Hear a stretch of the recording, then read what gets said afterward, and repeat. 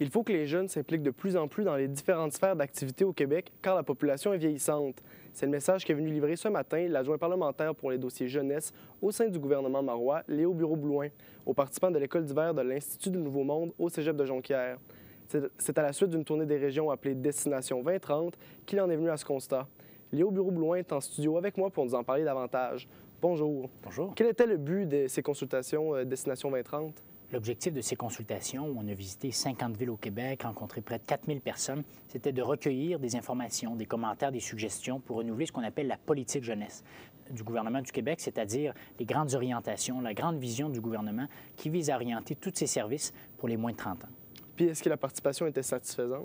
Oui, c'est-à-dire qu'on n'a pas attendu que les gens viennent vers nous. On ne souhaitait pas rencontrer uniquement des jeunes politisés ou intéressés à l'actualité. Donc, on a été directement dans les écoles secondaires, dans les cégeps, dans les universités, dans les maisons de jeunes. Et on a rencontré, comme je disais, des milliers de jeunes, et ça partout sur le territoire québécois. On a été jusqu'au Nunavik, on a rencontré des représentants des différentes nations autochtones pour essayer d'avoir un portrait aussi juste que possible. On avait également mis en ligne un site interactif où les gens pouvaient commenter, faire des propositions. Et l'objectif de ça, c'était de démontrer aussi qu'on peut faire de la politique en allant sur le terrain, en utilisant le web pour faire participer le maximum de gens possible. Puis est-ce que vous êtes satisfait de la tournée dans son ensemble aussi? Je suis très satisfait de la tournée dans son ensemble. Moi, ça m'a permis non seulement de rencontrer des gens, mais d'aller là où ils vivent, là où ils travaillent, pour montrer quels sont les besoins, quels sont les projets sur lesquels, à leur avis, on devrait travailler pour les jeunes de leur région. Et tout ça, ça va mener à l'adoption d'un livre blanc qui va être déposé à l'Assemblée nationale au courant des prochaines semaines.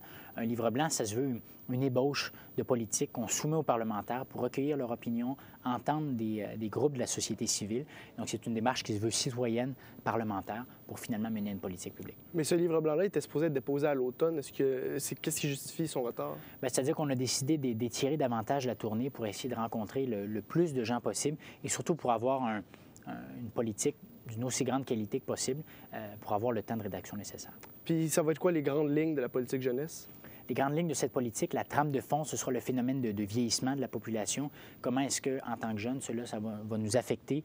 Quels gestes est-ce qu'on peut poser pour s'adapter aussi?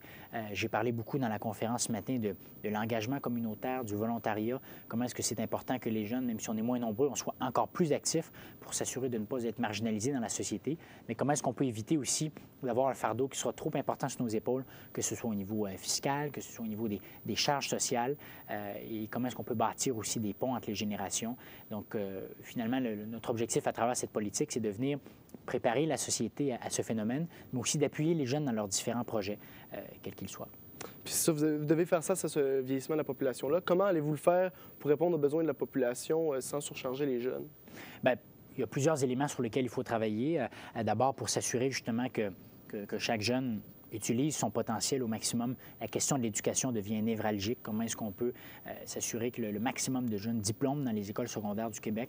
On s'est inspiré de différents modèles, comme j'ai parlé ce matin d'une école qui s'appelle la Cité-École, où vraiment les élèves sont des citoyens, où on fait confiance au Parlement étudiant, où il y a des sous qui sont confiés aux élèves pour gérer des projets pour et par eux.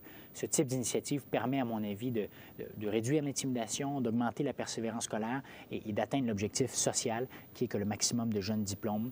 Un autre élément, il y a 200 000 jeunes au Québec qui sont ni en emploi ni aux études. Comment est-ce qu'on peut faire en sorte que ces jeunes découvrent la passion, découvrent ce qui les amène pour les raccrocher avec le programme scolaire?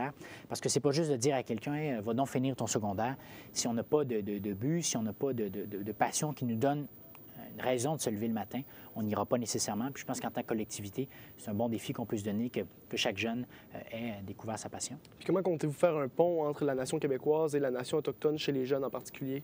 Bien, à travers plusieurs exemples. Je pense que ça peut se faire à travers rencontrer différentes nations autochtones, mettre en valeur le patrimoine. Il y a souvent des lieux culturels ou des institutions muséales autochtones qui sont méconnus. Puis finalement, que ce soit à travers des associations comme des forums jeunesse ou tout ça, comment est-ce qu'on peut créer des échanges et commencer tranquillement, pas vite, à retisser des liens. Moi, quelque chose qui m'a beaucoup marqué quand j'ai été au Nunavik, dans le nord québécois, c'est que malgré les grandes difficultés que vivent plusieurs communautés, les gens se prennent en main, sont pleins d'espoir. Puis je me suis dit, bien, si eux continuent d'avancer malgré ces difficultés, bien, imaginez ce qu'on pourrait faire. Puis, étant donné que les jeunes, souvent, on les dit moins intéressés à la politique, qu'ils soient autochtones, immigrants ou nés au Québec, comment comptez-vous les raccrocher dans cette politique jeunesse-là? Bien, c'est sûr que ça, c'est un des grands défis. Comment intéresser les jeunes à la chose publique, comment intéresser les jeunes à la politique. C'est loin d'être simple. Je pense que d'abord, c'est de démontrer en quoi la politique, c'est quelque chose de concret, démontrer en quoi ça touche les jeunes. Je pense également qu'il faut rapprocher les lieux de votation des jeunes. C'est pour ça qu'un projet de loi notamment a été adopté pour permettre aux jeunes de voter dans les cégeps, les universités, les centres de formation professionnelle. Dès la prochaine élection générale au Québec, ça va être possible. Et un autre élément, on veut être présent davantage sur le web. Donc, par exemple, avec cette politique jeunesse, on veut s'inspirer de ce qu'on appelle le gouvernement ouvert. Donc, toutes les données qu'on va recueillir, on va essayer de les mettre en ligne. L'objectif, c'est que les gens puissent participer, voter. Ce serait un peu mon rêve, si on veut, que le gouvernement soit davantage présent aussi sur le web pour permettre aux gens d'aller chercher l'information rapidement, d'une manière qui est facile. Et rapidement, pourquoi faut-il conscientiser les jeunes à la participation citoyenne? Bien, c'est névralgique parce que moins les jeunes, déjà qu'ils ne sont pas nombreux, vont voter, moins on va les considérer dans les différents enjeux publics, moins les partis politiques vont prendre en considération leurs idées, puisqu'ultimement, un parti a besoin d'être élu pour concrétiser ses différentes actions.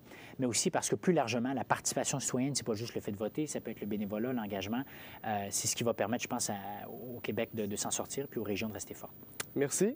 Merci à vous. Donc, je m'entretenais avec le député de Laval-des-Rapides et adjoint parlementaire à la première ministre pour les dossiers jeunesse, M. Léo Bureau-Blouin. Merci, bonne journée.